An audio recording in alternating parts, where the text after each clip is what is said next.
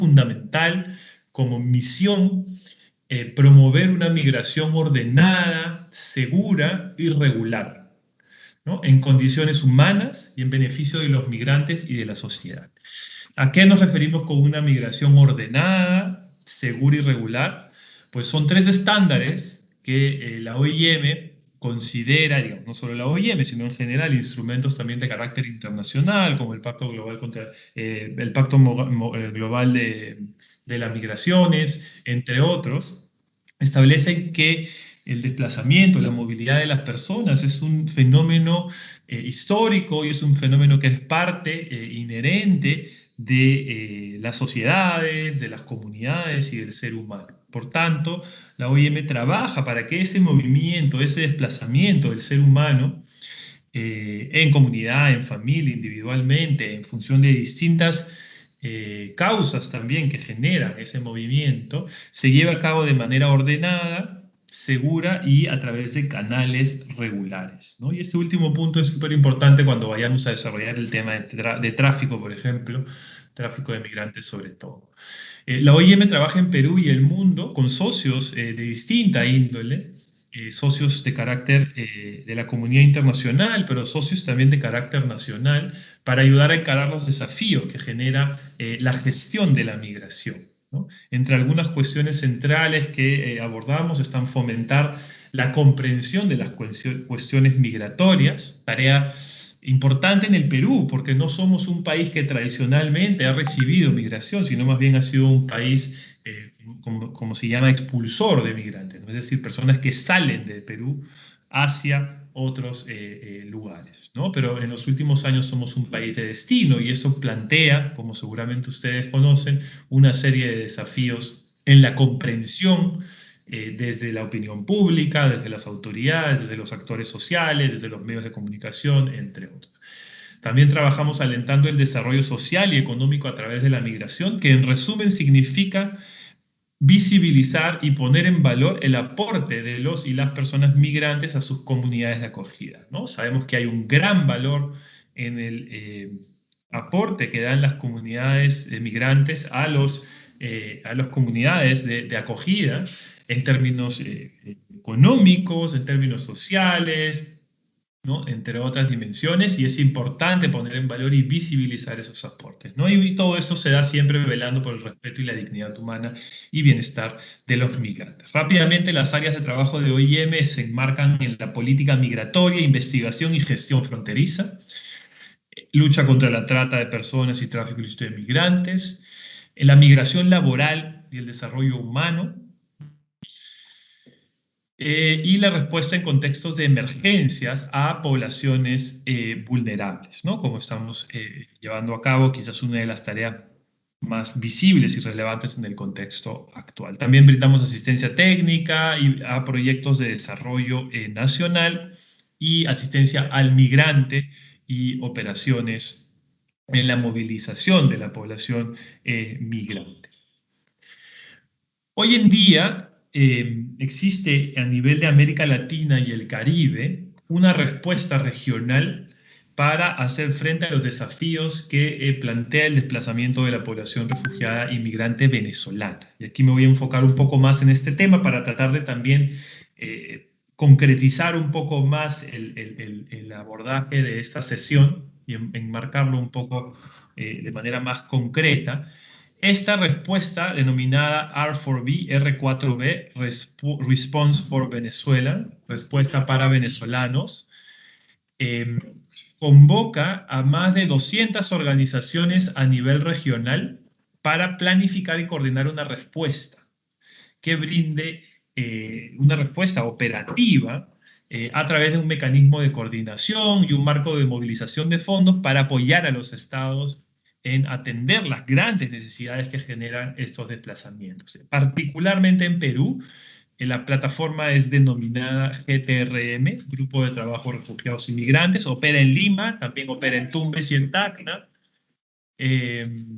y cuenta con más de 80 organizaciones en la cual, como decía, desplegamos intervenciones operativas concretas de asistencia humanitaria, de apoyo en distintos sectores que ahora les voy a mencionar, de la mano con las entidades del gobierno. Esta respuesta, ya nos vamos aquí acercando un poquito más al tema de trata y tráfico, se despliega en los siguientes sectores: protección, salud, nutrición, seguridad alimentaria, necesidades básicas, educación, inclusión, integración, manejo de información, comunicación y CBI. CBI son transferencias monetarias no condicionadas usualmente, ¿no? Entonces, todos estos sectores, ¿no?, que son los títulos grandes de arriba, cuentan con organizaciones, con recursos, con proyectos, con acciones para poder atender en cada uno de los ejes que están aquí desplegados. Entonces pueden ver ustedes que en materia de trata y tráfico existe un grupo de trabajo, le llamamos subsector, que está conformado por OIM, por el ACNUR, por OIT, por UNODC, la Oficina de Droga y Delito de Naciones Unidas, por la GIZ, por CARE Perú, por Plan Internacional, por el IDEPUC, por CHS Alternativo. Este espacio es hoy en día el espacio de coordinación y respuesta en materia de los actores humanitarios para hacer frente a la trata y el tráfico. Entonces, es en este espacio donde OIM lidera la respuesta del sector humanitario para hacer frente a la trata y tráfico. Nosotros coordinamos este espacio de trabajo y desplegamos una serie de acciones, como les mencionaba, en los distintos ejes de respuesta en materia de trata y tráfico de personas. Entonces, y con eso termino, uno de los grandes productos en realidad que hemos desarrollado desde el GTRM, el subsector de trata y tráfico, es este procedimiento operativo estándar, que es un documento que orienta la labor de los actores humanitarios para hacer frente a la trata de personas, para apoyar a las personas refugiadas y migrantes frente a la trata de personas en el contexto de la asistencia humanitaria en Perú. Les vamos a compartir también este documento para que ustedes puedan revisarlo y leerlo y entrar un poquito más en detalle, porque este documento, si bien es un documento nacional, también ha sido elaborado a nivel subnacional en 4 regiones del país. Una de esas regiones es la región de Tacna. Se ha trabajado con la red regional del gobierno regional y los distintos actores que participan, y permite contar con rutas, con procedimientos locales y mapa de actores y servicios para una mejor coordinación y articulación entre los diversos actores en la región. Esto es solamente un ejemplo del trabajo que venimos haciendo y que hoy en día OIM viene liderando en el actual contexto. Entonces yo lo dejaría ahí para pasarle ahora la palabra a mi compañero César y continuar con la siguiente parte. Gracias. Gracias, Joel. Voy a compartir un momento mi pantalla. Un segundo. A ver.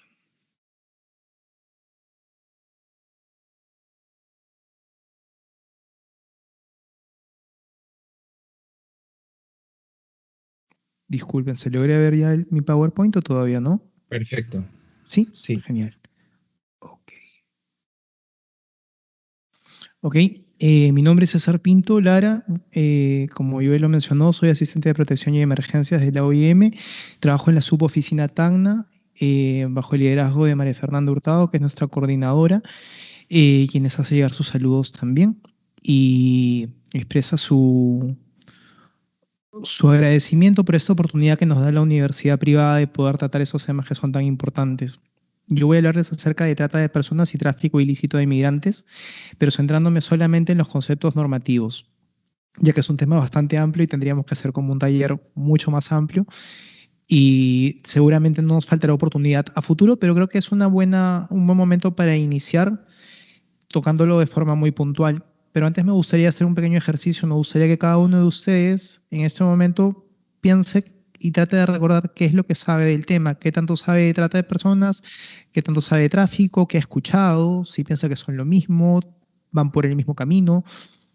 Y partiendo de este pensamiento, empezar a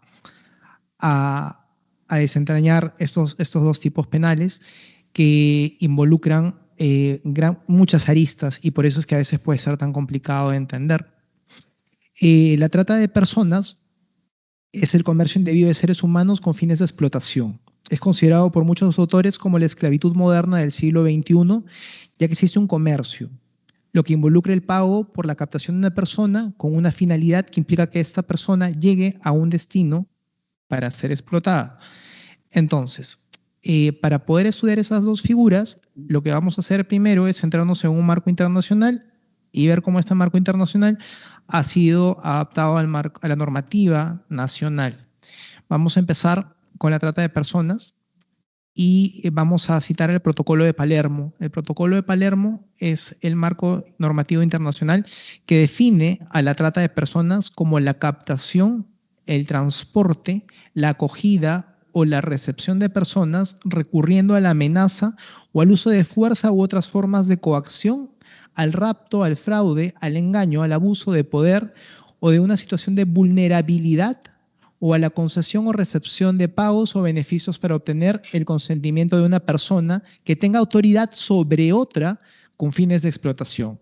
Esa explotación incluirá como mínimo la explotación de la prostitución ajena u otras formas de explotación sexual, los trabajos o servicios forzados, la esclavitud o las prácticas análogas a la esclavitud, la servidumbre o la extracción de órganos. El Código Penal peruano en su artículo 153, que después fue reenumerado y actualmente es el 129A, tomó como base el citado instrumento internacional e incorporó algunas precisiones en la tipificación del delito. Y de esta manera considera como elementos constitutivos del mismo los siguientes. Aquí sí les voy a pedir que presten mucha atención a este cuadro porque logra establecer o dividir todo este comportamiento que se sigue en la comisión del delito de trata de personas en tres partes que nos ayudan a entender mejor.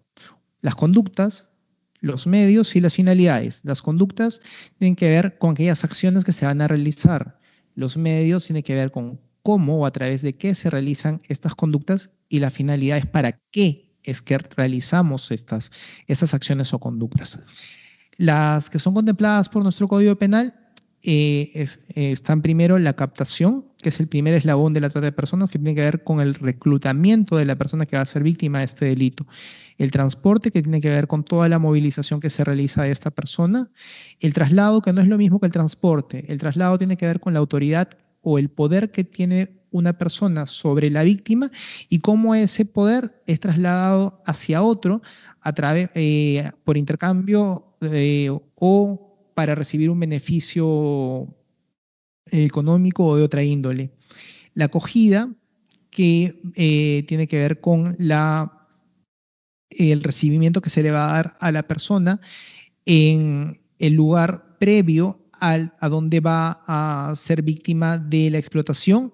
La recepción tiene que ver con la recepción, valga la redundancia, en los distintos lugares donde va a estar antes de llegar al último lugar donde va a estar para que se ejecute la explotación final.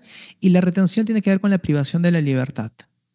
Ahora, ¿cómo es que se pueden realizar esas conductas? A través de estos medios. Los medios son la violencia, amenaza u otra forma de coacción. Cuando hablamos de violencia física, hablamos de violencia psicológica a través de las amenazas, como por ejemplo cuando le dicen a una persona que está siendo, por ejemplo, víctima de trata para explotación sexual, que no va que si se escapa van a ir y van a matar a su familia o van a matar a sus hijos, etc. Privación de la libertad se va a dar porque existe una capacidad de doblegar la voluntad de la persona y de privarla de su libertad, de que no pueda hacer uso de la misma. El fraude o engaño tiene que ver con una situación en la que le ofrecen a una persona algo que hace que la persona acepte y resulta que cuando llega a la ejecución de este ofrecimiento no es lo que le dijeron. Eso es algo muy común. Hay programas, por ejemplo, ¿no? Me ofrecen un programa para ir a Estados Unidos y de repente perfeccionar el idioma y trabajar como au pair. Y que es como niñera o como niñera, y de repente llego allá y no voy a trabajar de esto, sino que de repente voy a trabajar en una empresa como un trabajo forzado, en condiciones infrahumanas, y si bien yo acepté ir, pero yo no acepté ir para eso. Entonces he sido víctima de un fraude o engaño. ¿Hay aceptación? Sí, pero no acepté aquello para lo cual en realidad me llevaron. Hay un abuso de poder, hay un abuso de situación de vulnerabilidad también, y esto hay que considerar de que hay grupos que son especialmente vulnerables. El, el plan contra la trata de personas y tráfico ilícito de migrantes, que finaliza este año, establecía 4 grupos de especial vulnerabilidad, donde encontrábamos a la mujer, a los niños, niñas y adolescentes, a la comunidad migrante y a la comunidad LGTBIQ+. Porque son grupos de especial vulnerabilidad. Concesión o recepción de pagos o beneficios para obtener el consentimiento de una persona que tenga autoridad sobre otra. Muchas veces se da que se le paga, por ejemplo, a los padres para llevar a una adolescente para ejercer la prostitución. Entonces, hay diversos tipos de medios. ¿Y cuáles son las finalidades? Las finalidades que establece nuestro código: podemos encontrar venta de niñas, niños y adolescentes, explotación sexual y prostitución, esclavitud y prácticas análogas, explotación laboral y trabajos forzados, mendicidad, que es algo que vemos cotidianamente en nuestra ciudad actualmente, extracción o tráfico de órganos, tejidos somáticos o componentes humanos, cualquier otra forma análoga de explotación. Entonces, es importante tener en claro de que cuando hablamos de estas 3 etapas, conductas, medios y finalidades, esto aplica para personas adultas. Cuando hablamos de menores de edad, solamente va a ser necesario que se dé la conducta y la finalidad. Y este cuadro es genial porque lo que hace es como decir, no puede hacer un match. Es decir, por ejemplo, ¿cómo se configura el delito? De repente con la captación, a través del fraude, para la finalidad de explotación sexual y prostitución. Y se da. Entonces, sin embargo, decíamos que cuando hablamos de menores de edad, no tiene que acreditarse ninguno de estos medios, simplemente basta la conducta y la finalidad. Segundo, no tiene que concretarse esta finalidad, es decir, yo puedo haber sido de repente llevado para ser víctima de explotación sexual, pero en algún momento la policía descubre a esta red criminal y no llega a concretarse la explotación, pero existía la finalidad, con lo cual el delito ya está hasta ese punto realizado. Ahora vamos a hablar acerca del tráfico ilícito de inmigrantes. Acá tenemos el protocolo contra el tráfico ilícito de inmigrantes por tierra, mar y aire, que contempla la Convención de las Naciones Unidas contra la Delincuencia Organizada Transnacional. Y ahí entendemos, por tráfico ilícito de inmigrantes, se va a entender la facilitación de la entrada ilegal de una persona de un estado parte del cual dicha persona no es nacional, no es residente permanente, con el fin de obtener directa o indirectamente un beneficio financiero u otro beneficio de orden material. Cuando hablamos de una entrada ilegal, se va a entender al paso de frontera sin haber cumplido los requisitos necesarios para entrar legalmente en el estado receptor. Y por documento de identidad de viaje falso, se va a entender cualquier documento de viaje o de identidad que primero puede ser elaborado o expedido de forma adulterada materialmente por cualquiera que no sea la persona o entidad legalmente autorizada para producir o expedir el documento de viaje o de identidad en nombre de un Estado. Otro caso es cuando el documento es expedido o es obtenido indebidamente mediante una declaración falsa. Hay corrupción o hay coacción de cualquier forma. Y también cuando es utilizado por una persona que no es la titular. Entonces, eso es importante cuando hablamos de tráfico ilícito de migrantes. Y vemos que esta figura está replicada también en nuestro ordenamiento nacional, en nuestro Código Penal, a través del artículo 303A, que indica: como tráfico ilícito de migrantes, el que provee, favorece, financia o facilita la entrada o salida ilegal del país de otra persona con el fin de obtener directa o indirectamente lucro o cualquier otro beneficio para sí o para tercero, será reprimido con pena privativa de libertad no menor de 4 ni mayor de 6 años, y también establece formas agravantes del tráfico ilícito de migrantes, por ejemplo, como cuando el agente comete el hecho abusando del ejercicio de la función pública, el agente es promotor, integrante o representante de una organización social, tutelar o empresarial que aprovecha esta condición y actividad para perpetrar este delito, cuando existe una pluralidad de víctimas, cuando la víctima tiene entre 14 y menos de 18 años de edad o es incapaz, y el hecho es cometido por dos o más personas, o el agente es cónyuge, conviviente, adoptante, tutor, curador, pariente, hasta el cuarto grado de consanguinidad o segundo de afinidad, o tiene a la víctima a su cuidado por cualquier motivo, o habitan en el mismo hogar. Entonces, a veces en la vida cotidiana se mezclan estos delitos y es importante poder diferenciarlos. Creo que de la explicación de cada uno puede saber que son delitos distintos. Sin embargo, me ha ocurrido mucho en la práctica de la profesión que veo que muchas personas los confunden y como siempre se habla como trata y tráfico, trata y tráfico, trata y tráfico, a veces se piensa que es un solo delito incluso. Entonces tengamos cuidado con esto. Aquí tenemos puntos importantes que nos ayudan a diferenciarlos. El consentimiento. Cuando hablamos de trata de personas, no hay un consentimiento. La víctima no consiente la explotación. Y si se da algún tipo de consentimiento al inicio, es en virtud de una utilización de una amenaza, uso de fuerza o de un medio de coacción. Hemos hablado del engaño del fraude. También tenemos que el consentimiento en el tráfico ilícito de inmigrantes sí existe, porque a pesar de que la persona que migra de manera irregular está expuesta a una serie de peligros, da su consentimiento, entiende que va a realizar y que va a ser parte de un acto que es un tipo penal. Tenemos el tránsito. En la trata de personas, el tránsito migratorio puede ser tanto regular como irregular, es decir, si me están llevando de repente a Estados Unidos y me han ofrecido un trabajo ahí como abogado junior en un estudio, yo me voy muy feliz y yo tengo mi visa y he hecho mi control migratorio, todo, no ha habido ningún problema, he hecho todo regular. También puede ser que haya un tránsito irregular, pero cuando hablamos de tráfico ilícito de migrantes, el tránsito migratorio siempre va a ser irregular. La finalidad también va a ser distinta. Hemos visto que en la trata de personas tiene como un fin la explotación, mientras que en el tráfico ilícito de migrantes tiene como el fin el traslado de la persona de un país a otro país. En lo que tiene que ver con fronteras también es importante.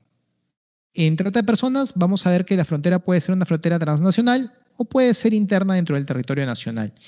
En el tráfico ilícito de migrantes siempre va a tener que cruzarse una frontera. Siempre hay un tema transnacional. ¿Y qué derechos son vulnerados? En la trata de personas, los derechos vulnerados es un delito, contra las personas cuyos bienes jurídicos protegidos son la vida, libertad, la dignidad y la integridad.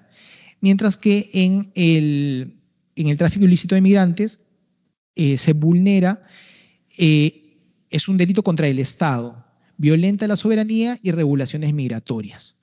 Ahora, esto luce muy bien en blanco y negro, sin embargo, en la vida real no hay blancos y negros, a veces hay áreas grises.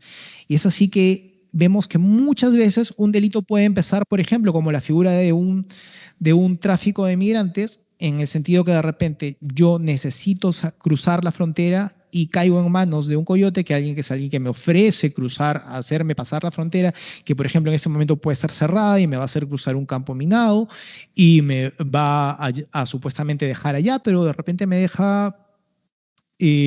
lleva. Y cuando llegamos al lugar, yo le digo, muchas gracias, me voy porque ya te he pagado, ya he cumplido yo con mi parte del trato, tú también. Y resulta que me dicen, no, te vas a quedar con esta persona y esta persona me somete de repente a uno de los fines de la trata de personas. Entonces vemos que los delitos a veces van como mezclándose. Entonces, por eso es que muchas veces se genera la confusión, pero hay que tener claras estas descripciones que hemos dado para no caer en ese error o entender que la propia realidad y naturaleza de los actos pueden hacer que unos sean consecuencia del otro. Les agradezco mucho la oportunidad y lo dejo a Joel con el uso de la palabra. Muchas gracias, Joel. Voy a dejar de compartir. Gracias. Sí. A ver, un segundo. Gracias, César. Muy interesante y seguramente este tema podríamos seguir desarrollándolo y explorando más un poco, sobre todo lo que es la diferencia, ¿no? Cómo diferenciar ambos fenómenos de la trata y el tráfico. Ahí me confirman que se está viendo, por favor. Sí, sí se ve. Pues, Sí se ve. Ok, perfecto. Porque en un contexto de emergencia como el que estamos viviendo hoy en día, y vamos a comentar también a qué nos referimos con un contexto de emergencia, fenómenos como la trata y el tráfico, si bien son jurídicamente distintos, la fenomenología de los delitos, es decir, la forma como el delito se desarrolla, muchas veces recurren a elementos comunes, recursos comunes, actores comunes, rutas, y por lo tanto hay que leer también ambos fenómenos, ambos delitos, uno junto a otro, ¿no? Sabemos que un caso de tráfico, de facilitación irregular para entrar al Perú, por ejemplo, por las trochas en la frontera norte o en la frontera sur, puede devenir posteriormente en un caso de trata, ¿no? Incluso bajo la dirección de los mismos actores, ¿no? Que se contactan con redes de trata ya una vez que los migrantes, las personas migrantes han ingresado a el país de destino, ¿no? Entonces son fenómenos complejos y vamos a tratar ahora en esta tercera parte de esta charla poder abordar algunos aspectos importantes, ¿no? Entonces, hoy día, y es importante anotarlo, estamos viviendo un contexto de crisis a partir de la pandemia, que representa una crisis sanitaria, una crisis socioeconómica y una crisis de protección. Lo vamos a explicar en un rato. Y estamos viviendo también una situación de crisis humanitaria a partir del desplazamiento forzado de refugiados inmigrantes venezolanos en la región y particularmente en Perú. Esos son dos capas del contexto en el que hoy en día debemos entender la trata y el tráfico de personas.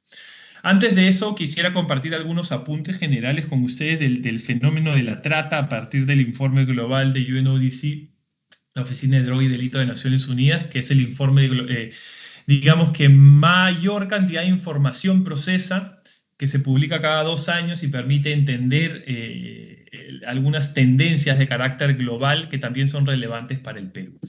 Hoy en día la trata sigue afectando principalmente a mujeres y niñas. De 10 víctimas, 5 son mujeres y 2 son adultas, ¿no? Eso es importante entenderlo y entender la prevalencia de la trata con fines de explotación sexual a partir de los datos de denuncia, ¿no? Ahora, eso no significa que el delito se comporte de la manera como lo recoge la denuncia, ¿no? ¿Y a qué me refiero? Es decir, la información que nosotros tenemos de la trata y el tráfico es a partir de la información de las denuncias. Pero sabemos que no todos los casos se denuncian, existe un importante subregistro y existen también sesgos en las estrategias de persecución del delito que pueden focalizar en determinadas formas de explotación por sobre otras. Sabemos que hay estudios al respecto. En Perú y en general a nivel global hay una focalización en materia de lo que es la trata con finalidad sexual. Sin embargo, el informe de UNODC ya empieza a dar cuenta del incremento también de casos de trata con finalidad de explotación laboral o trabajos forzados en el mundo, ¿no? Y cómo eso se da en sectores, por ejemplo, como el trabajo doméstico, la construcción, la agricultura, la minería, sector textil o los trabajos informales, que son sectores también relevantes a el contexto peruano, ¿no? Hay una gran preocupación también con respecto al incremento de niños y niñas en la proporción del total de víctimas del delito. En este último informe se reporta que la proporción detectada de menores de edad víctimas de trata se ha triplicado.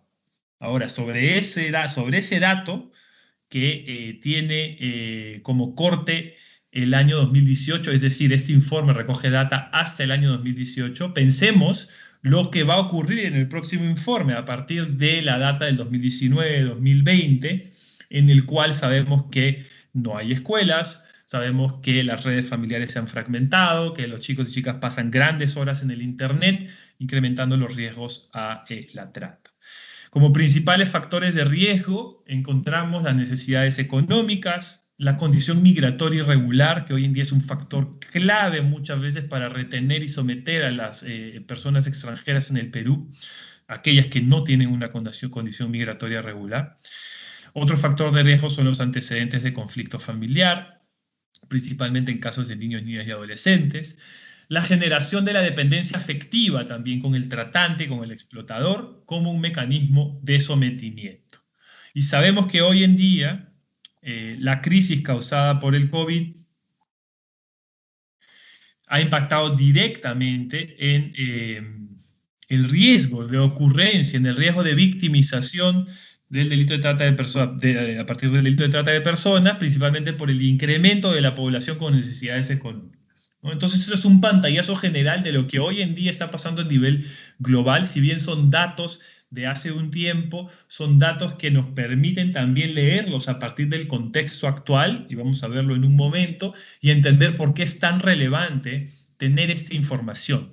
Sabemos que uno de los principales problemas de la trata es la información, y no se pueden hacer políticas públicas efectivas, y más a fenómenos criminológicos como este, que tienen una existencia en cierto sentido subterránea, ¿no? De subregistro y también de mucho estereotipo, representa un gran reto para los gobiernos y los demás actores involucrados, ¿no? Entonces, les mencionaba que con este contexto aterrizamos ahora en la realidad peruana. Tenemos hoy en día, mencionaba, la primera dimensión para leer y entender el fenómeno de la trata y el tráfico es el flujo migratorio de la población venezolana hoy en día. Conocerán ustedes con mucha claridad este fenómeno. Es hoy en día el segundo desplazamiento forzado de población más grande en el mundo después de la crisis en Siria. Y con esto lo que buscamos nosotros enfatizar es la magnitud del fenómeno que estamos viviendo hoy en día en términos del desplazamiento de poblaciones de un país hacia otros países de la región u otros países del mundo. Es el segundo fenómeno global más grande en términos de desplazamiento. Estamos hablando de más de medio millón y medio de personas, de 5 millones y medio de personas que se han desplazado, que han salido de su país. Perú es el segundo país con mayor población, luego de Colombia, más de 1 millón de personas venezolanas en Perú, y el primer país con solicitantes con solicitudes de la condición de refugiado en el mundo de población venezolana, ya casi medio millón. Esto es relevante, ¿por qué? Porque sabemos que la trata es una grave violación de derechos humanos, alimentada por inequidades socioeconómicas, inequidades de género, y que encuentra a población migrante y refugiada en situación de vulnerabilidad un terreno fértil para suplir esa demanda creciente de servicios, de instrumentalización, ¿no? Que convierta a las personas en mercancía.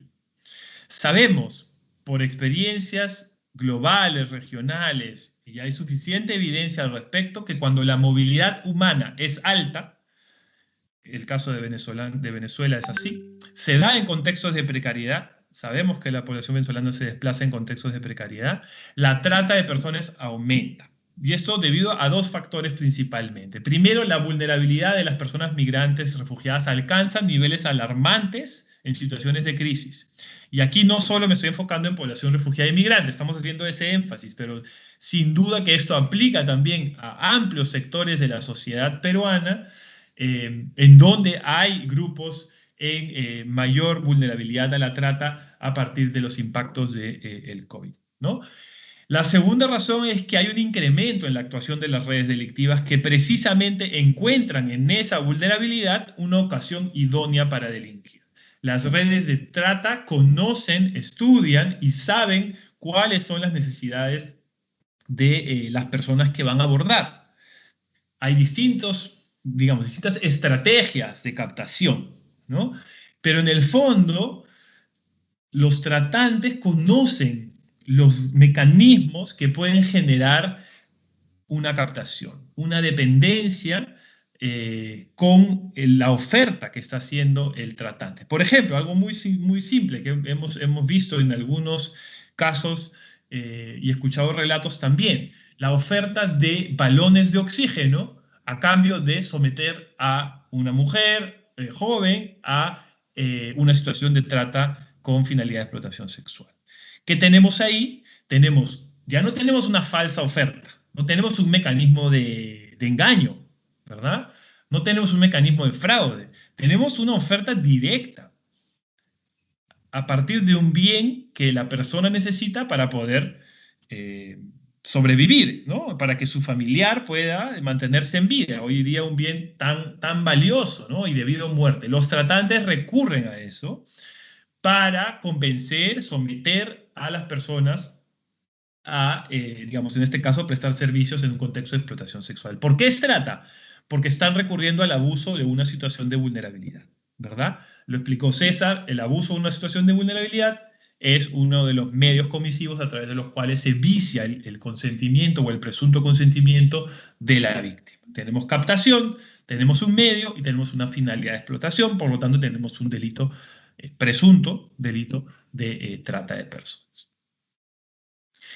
Entonces, ese desplazamiento, ¿a qué nos referimos con esa precariedad, con esa vulnerabilidad en el desplazamiento? Pues encontramos en 3 momentos, podemos analizar, ¿no? A nivel de las ciudades de origen, a nivel de la ruta, es decir, el tránsito, y a nivel de las ciudades de destino. En cada una de esas fases existen una serie de riesgos evidentes, visibles y latentes para esa población frente a la trata y el tráfico de migrantes, ¿no? Encontramos que hay algunos factores generales para anotar aquí: precariedad en los recorridos y en los medios de transporte, ¿no? Muchas familias no saben a dónde se dirigen, no tienen los recursos para sustentar la alimentación, la vivienda, vestimenta y traslado a lo largo de la ruta.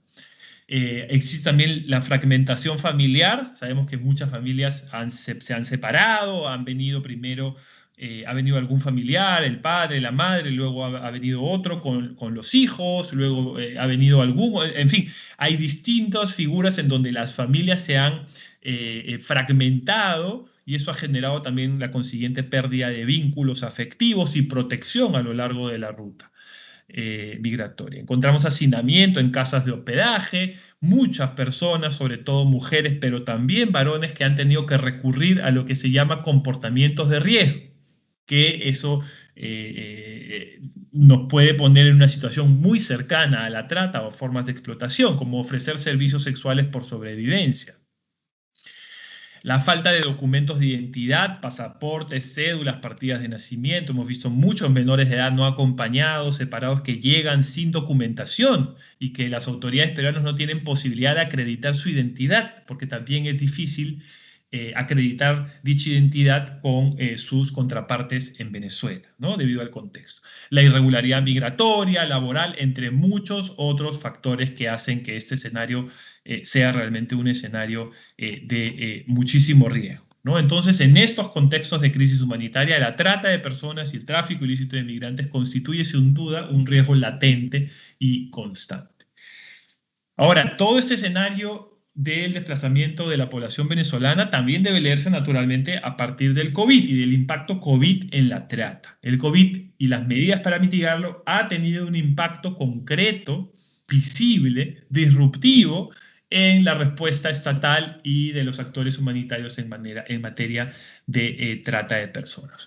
En una primera dimensión, porque interrumpe las funciones del Estado, las actividades económicas y las opciones de medios de vida, así como redes familiares y sociales, ¿no? Y en un segundo nivel, porque exacerba vulnerabilidades estructurales en nuestras sociedades, incluyendo cuestiones relacionadas con el acceso al sistema sanitario, que sabemos hoy en día cuál es la situación y las dificultades. Por ejemplo, para personas que presentan enfermedades crónicas, ¿no? Mucha de la población venezolana que ha llegado al Perú lo ha hecho porque tiene una condición de salud que no pudo ser atendida en su país.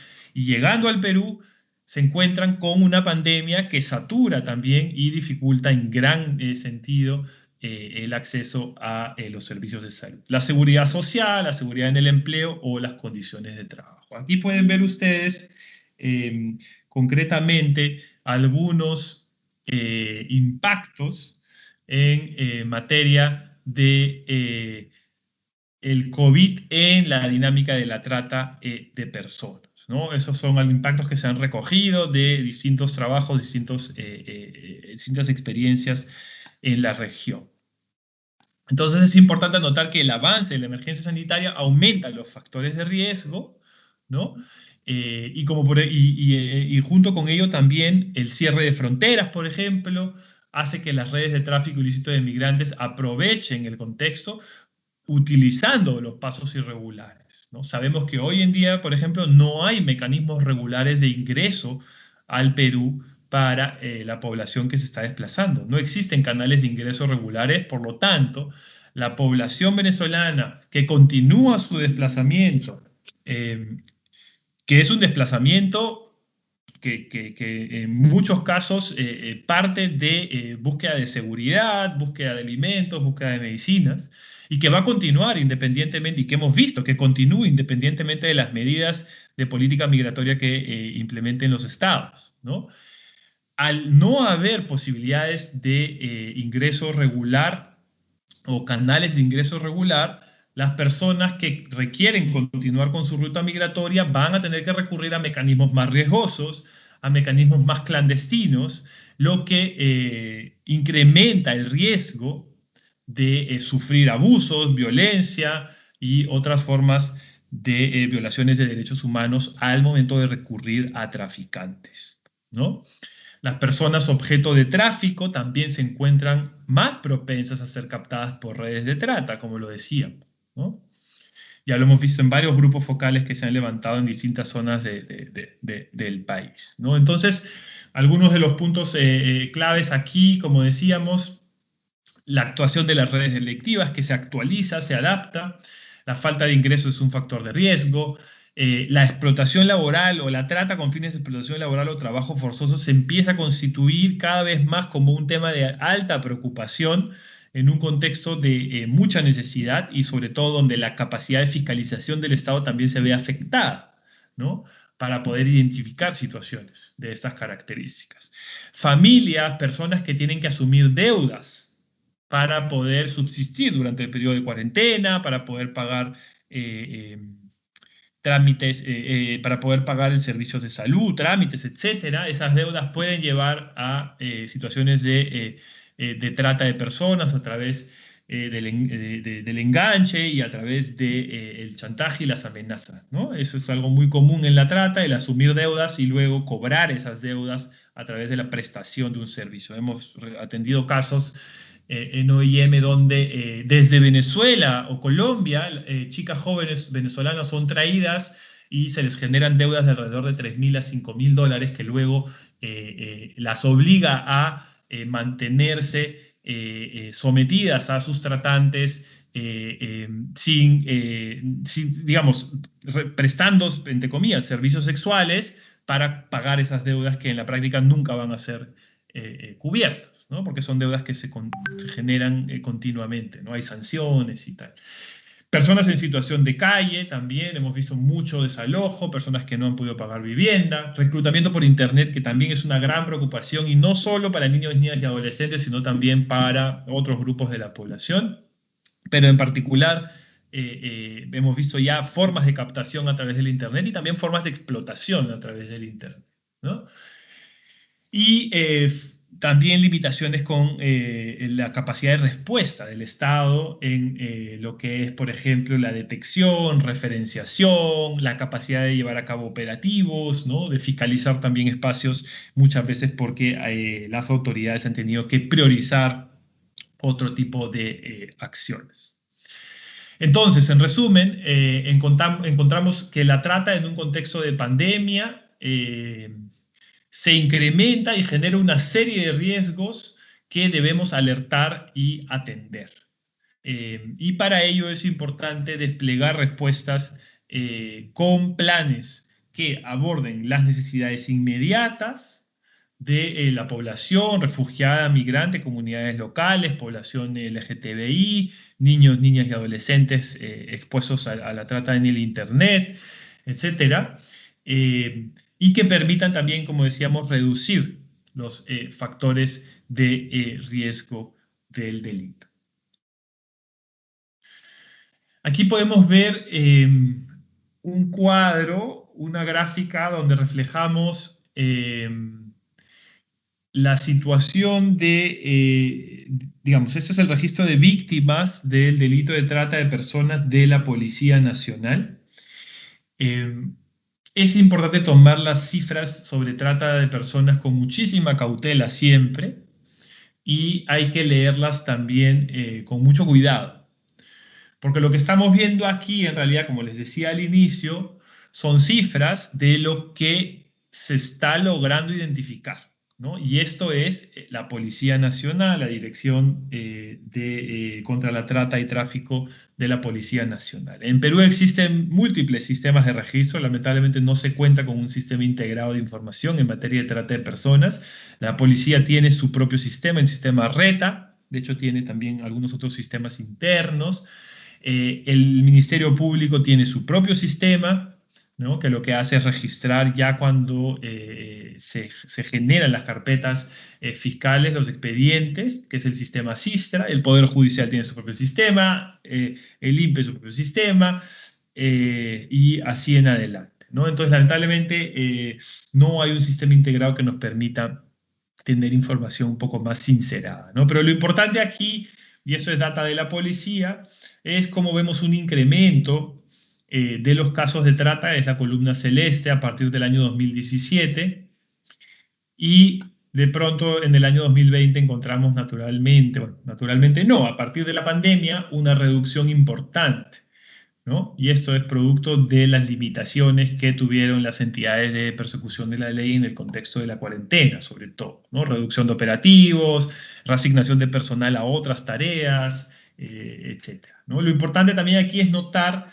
las cifras de población venezolana, ¿no? Cómo va en incremento del año 2017, una víctima registra la policía, y en 2 años pasamos a 300. O sea, pasamos de 0% de víctimas venezolanas, bueno, 0.1, 0.01, a casi 30% en el 2019 del total de víctimas, ¿no? Para que veamos cómo en esos 2 años, ¿no? Un crecimiento sostenido de 15%, en estos 2 años, hasta el 2019, la población venezolana está en alto riesgo al delito, ¿no? Ya en 2020 hay una reducción aquí. En el caso del tráfico ilícito de migrantes encontramos algo similar, un incremento en el número de personas que se han ido identificando, ¿no? Y una reducción al año 2020, ¿no? Ya en el año 2020 sí la población venezolana era casi la mitad del total de víctimas de personas objeto de tráfico que identificó la Policía Nacional. Entonces, con estos datos estadísticos y con una lectura del contexto COVID, quisiera tomar unos minutos para poder compartir algunas informaciones más específicas respecto al impacto del delito y la respuesta del Estado en la población, ¿no? Muchas veces hablamos o intentamos generar perfiles, intentamos generar esquemas de quiénes podrían ser las víctimas de trata, de cómo se ven, quiénes serían, pero el mensaje que yo quisiera transmitirle es que no existe un único perfil de víctimas de trata. Existen múltiples factores que pueden producir que una persona sea vulnerable a sufrir, a ser victimizada por trata de personas. No existen perfiles, lo que existen son factores de riesgo que podemos analizar a partir también de factores de vulnerabilidad. Entonces, lo que es fundamental aquí para entender si una persona o un grupo de personas determinadas podría estar en riesgo de ser captado para trata, es entender cuáles son los factores de vulnerabilidad en esa persona o en ese grupo, que pueden ser de carácter individual, pueden ser de carácter familiar, pueden ser de carácter comunitario, pueden ser de carácter social o pueden ser de carácter estructural. En cada uno de esos niveles, y podemos compartirles algunas guías un poquito más, con más de detalle al respecto, podemos evaluar y analizar qué factores de vulnerabilidad presentan y cómo esos factores de vulnerabilidad pueden incrementar, ¿no?, o reducir la posibilidad de que una persona sea captada para fines de trata. ¿Qué factores de riesgo podemos encontrar? Pues lo que estábamos mencionando anteriormente, ¿no? Claramente la población venezolana presenta una serie de factores, como decíamos, de riesgo frente a el desplazamiento precario, la falta de redes de apoyo, la fragmentación familiar, ¿no?, entre otros. Ahora, hay ciertos grupos de la población que pueden estar más expuestos, ¿no?, definitivamente, como por ejemplo pueden ser los niños, niñas y adolescentes en determinados contextos, o las mujeres en determinados contextos. A mí lo que me gustaría aquí mencionar es, y un poco desmitificar también, es que no existen vulnerabilidades inherentes a las personas que las conduzcan a ser víctimas de un delito. ¿A qué me refiero? Las mujeres no son más vulnerables a la trata. Los niños no son más vulnerables a la trata.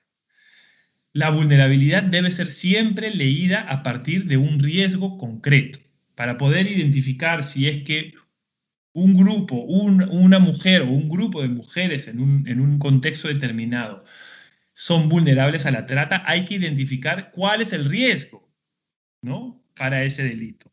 Entonces, yo les invito a reflexionar y pensar que no hay vulnerabilidades inherentes, sino hay vulnerabilidades a partir de riesgos concretos. Un ejemplo muy simple para poder ilustrar esto, ¿no? Por ejemplo, pensemos en una escuela, ¿verdad? Pensemos que las escuelas están abiertas y que junto a una escuela encontramos siempre a la salida 1 o 2 chicos jóvenes que se acercan a las chicas, sobre todo las de los últimos grados, para entregarles algunos folletos, ofrecerles algunas oportunidades de trabajo, ¿no?, que podrían ser atractivas para ellas, ¿no? Entonces, ¿qué tenemos ahí? Eso es un escenario de riesgo, ¿verdad? Ahora, todas las chicas que reciban esos folletos o todas las chicas de ese colegio que se expongan a ese riesgo, ¿van a ser captadas para la trata? La respuesta es que no. Aquellas que van a ser captadas para la trata son aquellas que presenten mayores niveles de vulnerabilidad y que las expongan con mayor fuerza a ese riesgo. ¿A qué me refiero? Por ejemplo, una chica que tenga pues un entorno familiar fragmentado o que sus padres, por ejemplo, hayan perdido el empleo y estén con una gran necesidad económica y estén empujando a los hijos a buscar ingresos, ¿no? Entonces, ahí estamos entendiendo ya que hay un contexto donde factores de vulnerabilidad dialogan con factores de riesgo y producen una situación de trata de personas. Entonces, es importante desmitificar y empezar a revisar bien cómo entendemos las vulnerabilidades y los riesgos frente a este delito.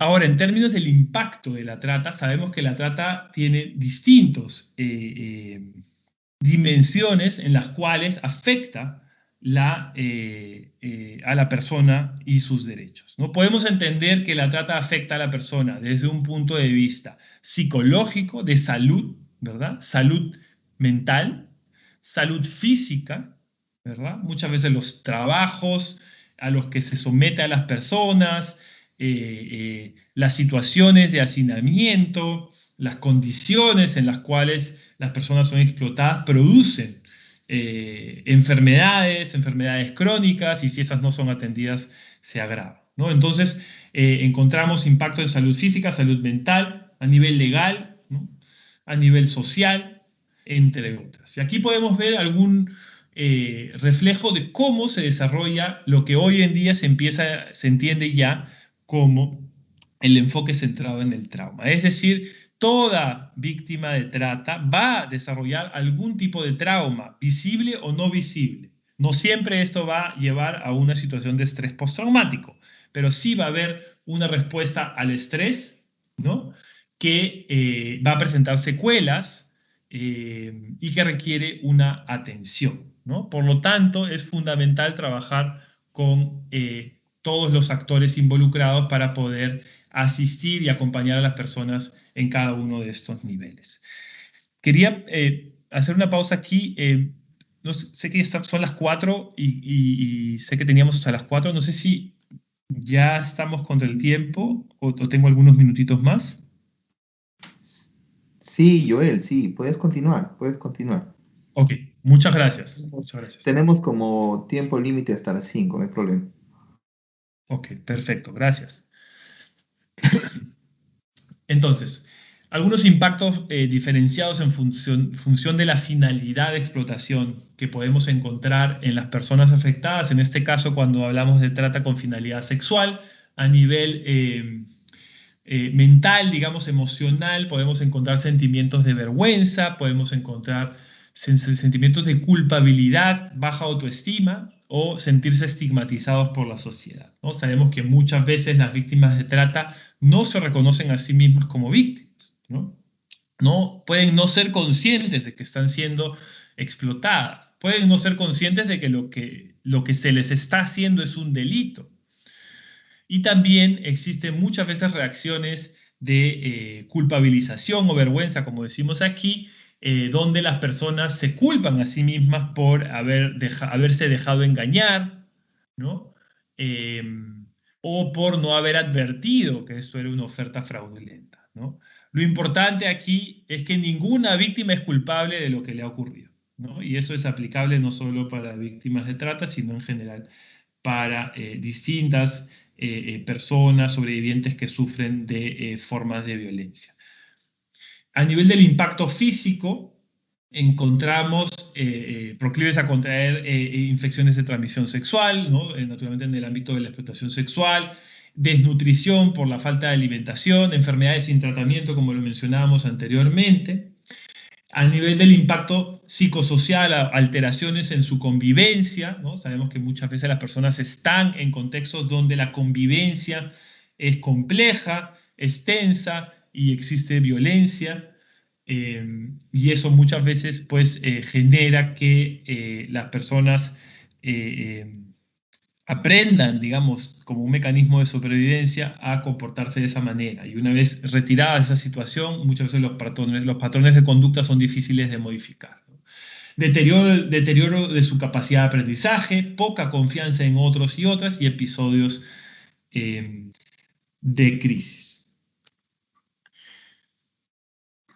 A nivel de situaciones de trata con finalidad de trabajo forzados o explotación laboral, podemos encontrar baja autoestima, síntomas depresivos, desnutrición, agotamiento físico, enfermedades respiratorias, aislamiento, desconfianza, deterioro de su capacidad de aprendizaje, ¿no? Estas son solamente algunas de los impactos, digamos, que se pueden reflejar en cada uno de estas finalidades. Lo importante aquí es entender que cada víctima es distinta. Cada persona tiene recursos y tiene capacidades de resiliencia distintas para poder hacer frente a situaciones de mucho estrés, de victimización y en algunos casos de violencia. Y por tanto, cada respuesta y cada acompañamiento que se va a hacer a las víctimas debe adaptarse a cada una de ellas, ¿no? Y por eso es que hoy en día se trabaja con lo que se llama el enfoque centrado en la víctima, que es decir, que lo que importa en términos de la protección y lo que es central en el actuar del Estado no son los procedimientos, no es el proceso penal, no son las diligencias, no son los documentos, sino es la persona humana. Y la persona humana y sus derechos deben estar en el centro de toda acción, sea de prevención, de persecución o de asistencia, ¿no?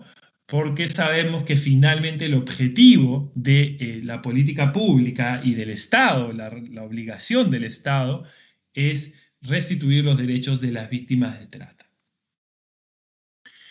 Entonces, ¿cómo respondemos a la trata y al tráfico en un contexto de crisis, ¿no? y protegemos a las personas en riesgo y a las víctimas. Sabemos que es un escenario muy complejo y, como decíamos, requiere de un trabajo multisectorial y multidisciplinario para hacer frente. Antes de entrar un poco en lo que son las responsabilidades de los sectores y las competencias que establecen las normas peruanas, quería hacer un recuento de lo que es, y lo que decía antes, lo que es el centro de la respuesta en materia de lucha contra la trata de personas, que es la restitución de derechos de la persona, ¿no? Que es proteger su integridad como persona, su dignidad como persona, y para ello hay una serie de medidas que deben orientar la labor. Algunas de estas medidas centrales, y esto es a lo largo de las distintas fases del proceso, son: las víctimas tienen derecho a recibir información sobre sus derechos en un idioma que comprenda y de una manera amigable. Las víctimas de trata deben poder tomar las decisiones que las involucran.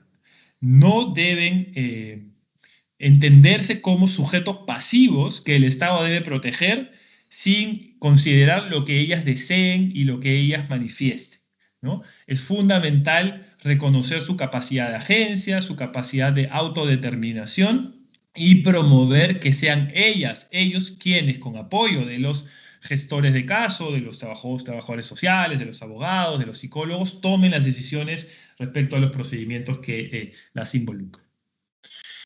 La participación procesal en condiciones de seguridad y protección. Existe una entidad del Ministerio Público que tiene como objetivo esta medida, que es la Unidad de Protección a Víctimas y Testigos, que se encarga precisamente de asegurar que la víctima pueda participar bajo condiciones de seguridad y protección a lo largo de todo el proceso penal. No sufrir discriminación. Esto es un principio transversal en ningún nivel, por nacionalidad, calidad migratoria, origen, edad, género, sexo, orientación sexual, identidad de género, etc.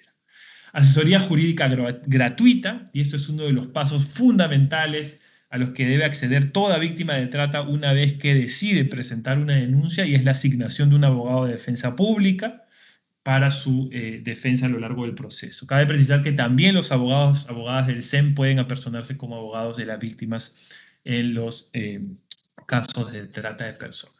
Garantizar integridad psicológica y física, eso es fundamental y hay muchas medidas que hay que tomar para asegurar esto.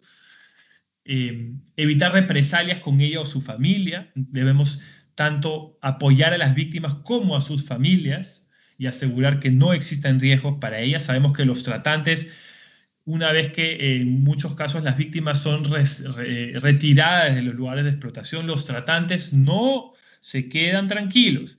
Hemos visto tratantes que van a los albergues a esperar a las víctimas afuera de los albergues, que van a las comisarías a esperar a las víctimas afuera de las comisarías para chantajear, para amenazar, o que van donde las familias y tratan de llegar a acuerdos económicos para que se retire la denuncia o para que, digamos, no se les absuelva de alguna manera, ¿no? Entonces es fundamental poder tener esa consideración también. Consentimiento informado, que es lo que mencionaba anteriormente, ser escuchada y participar de la toma de decisiones. Y eso es fundamental, porque la trata lo que hace es instrumentalizar al ser humano, convertirlo en un objeto. Y cuando nosotros trabajamos y estamos recuperando a una sobreviviente de trata, lo que queremos es precisamente que recupere su subjetividad, que recupere su capacidad de tomar decisiones, que se le escuche, ¿no?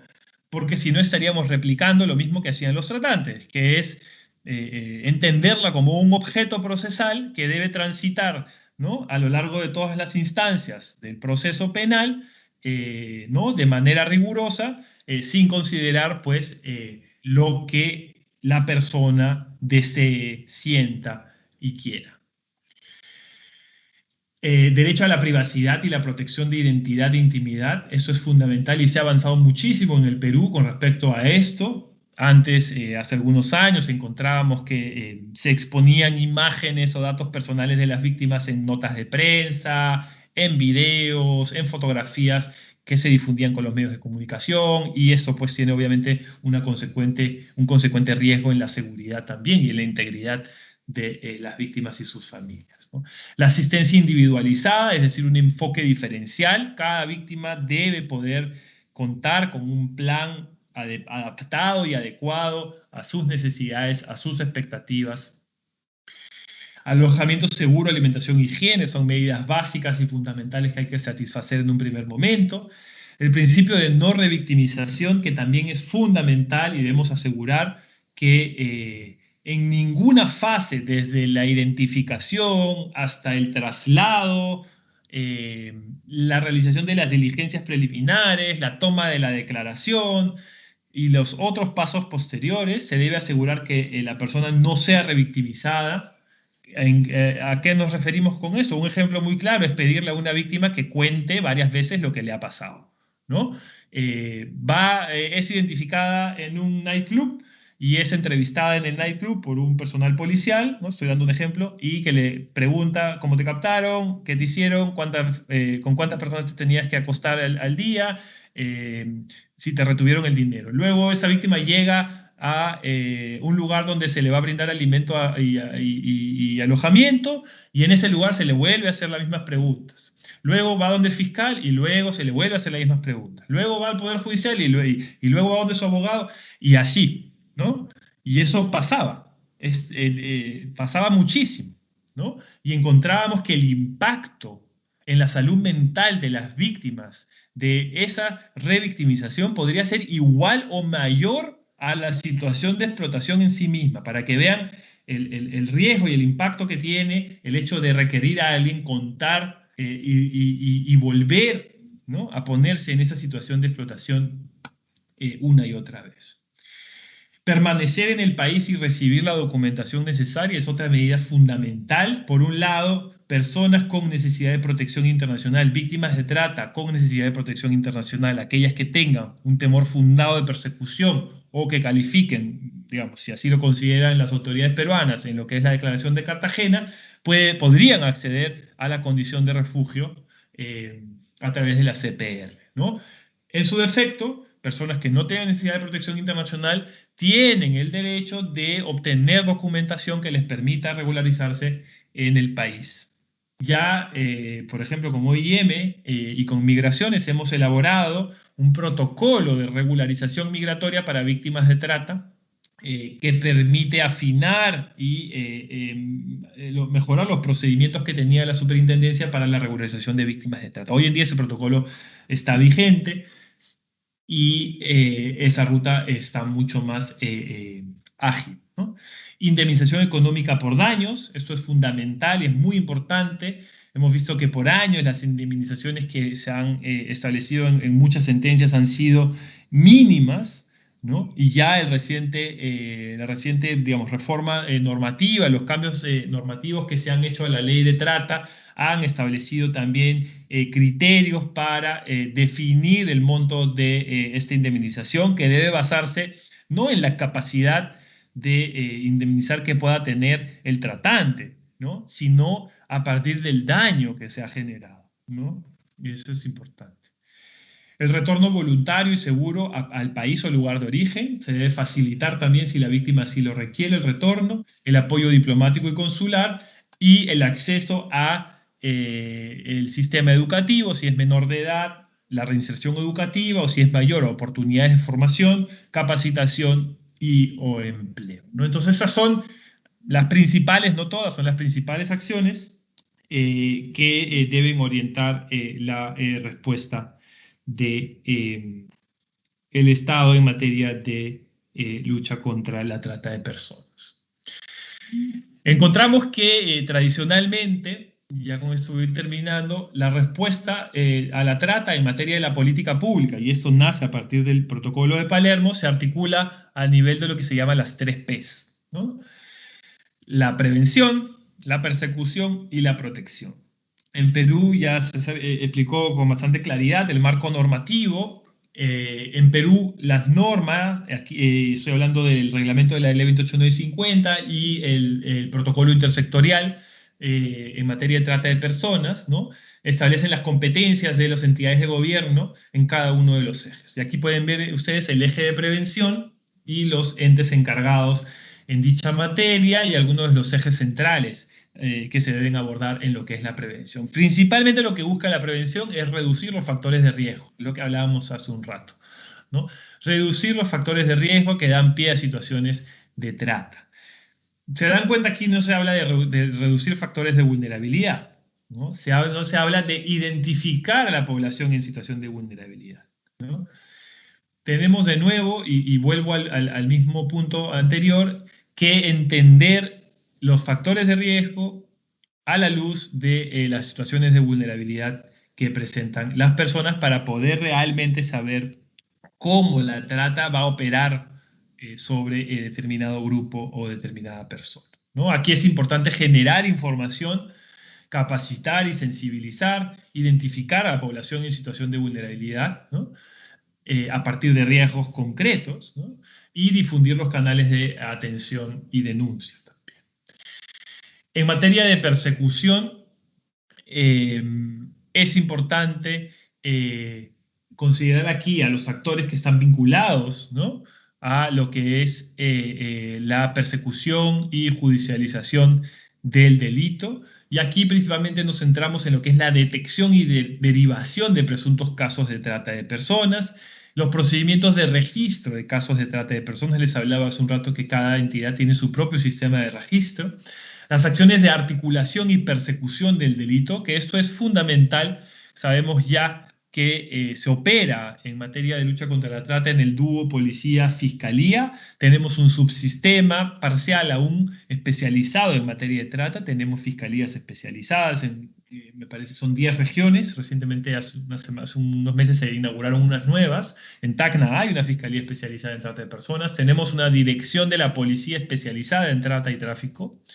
No tenemos todavía juzgados especializados en dicha materia, ¿no? Pero lo importante es que en el marco del proceso penal, ¿no?, como ustedes saben, ¿no?, el Ministerio Público es el director de la investigación criminal, ¿no?, en asociación con la policía, ¿no? Sin embargo, también es importante considerar los distintos sectores con competencias, ¿no?, y que eso se desarrollen sus competencias de manera eficaz en materia de fiscalización, ¿no?, de las normas que les han sido encargadas, ¿no? Entonces también vemos la fiscalización y supervisión administrativa como un paso importante.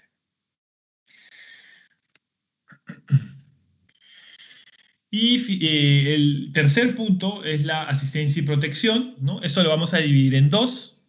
La asistencia y protección inmediata, que es esta lámina que ustedes están viendo, que tiene como finalidad brindar seguridad, alojamiento adecuado, la posibilidad de permanecer regularmente en el país, asistencia médica, psicológica, social y legal, así como repatriación segura y oportuna. Esta asistencia inmediata es la que se da en los primeros 5, 10 días, 2 semanas, ¿no? Y que lo que busca es, digamos, ofrecer un espacio y medidas de recuperación inmediatas, ¿no?, atendiendo a las necesidades más urgentes de las víctimas. Un segundo momento, ya en una fase mediata, es el proceso de reintegración.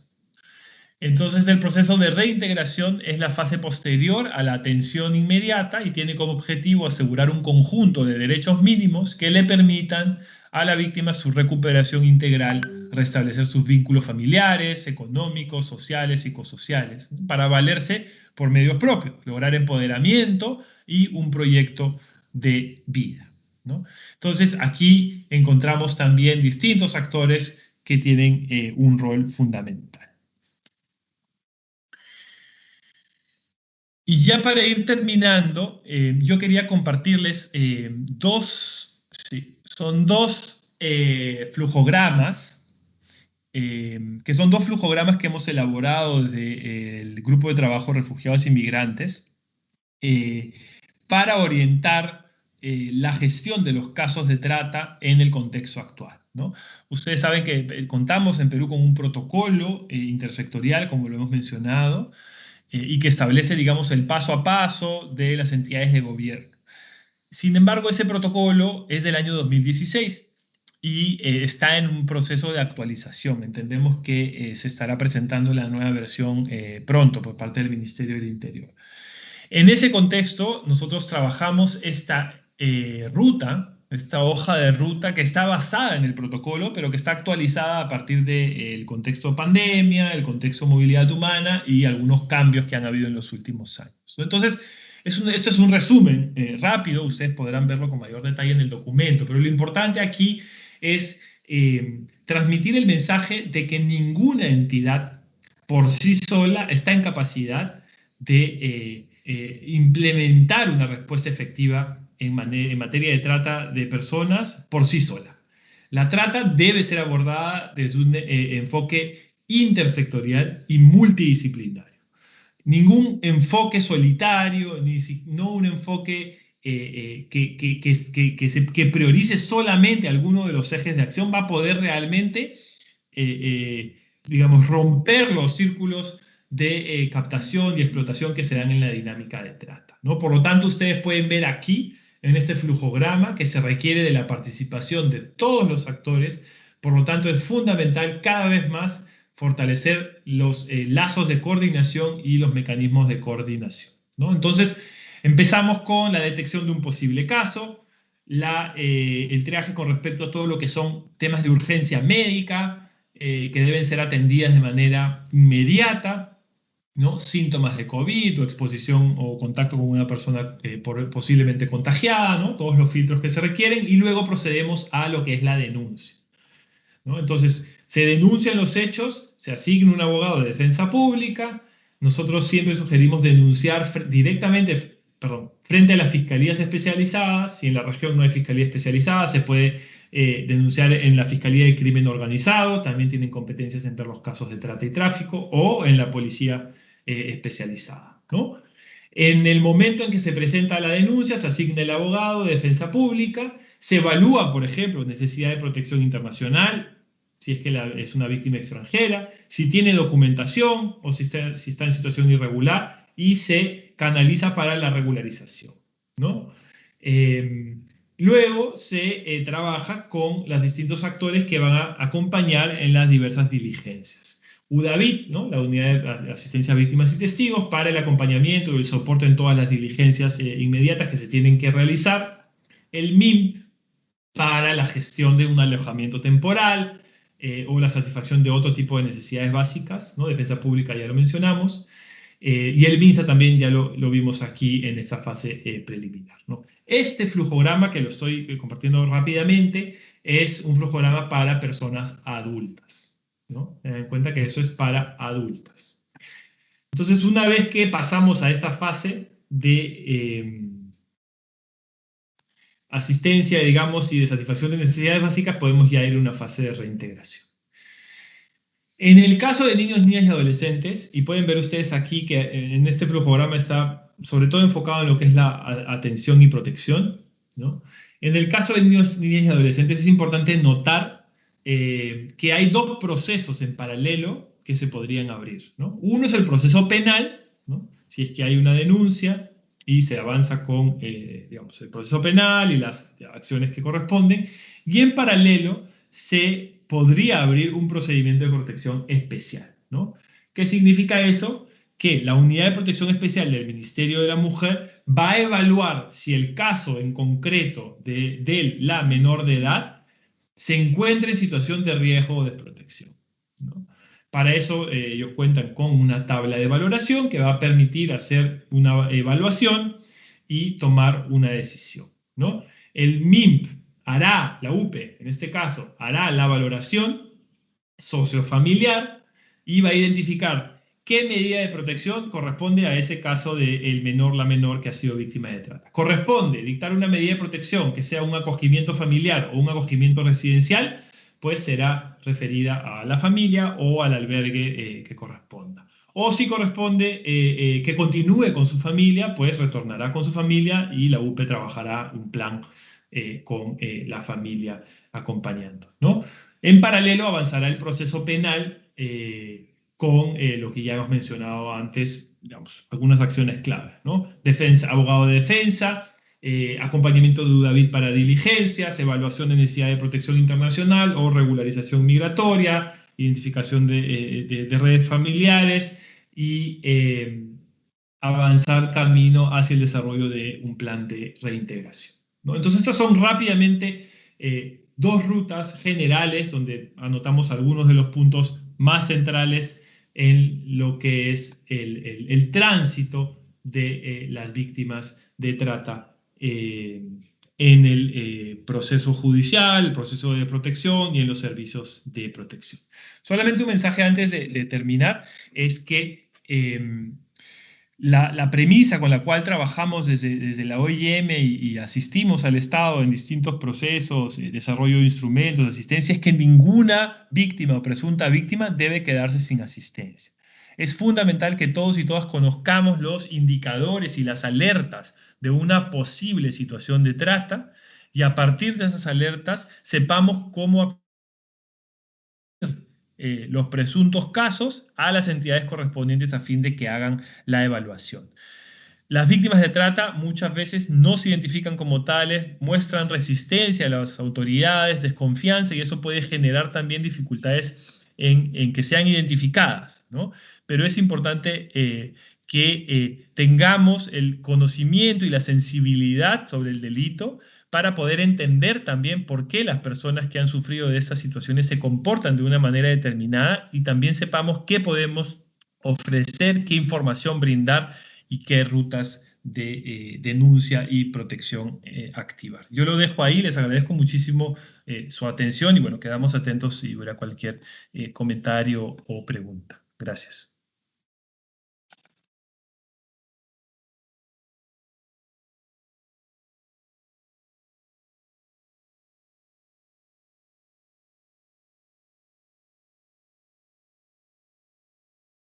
Parece que no hay preguntas. Bueno, si quieren por el chat o si alguien quisiera también, creo que podríamos abrir el micrófono, pero quedamos a su disposición.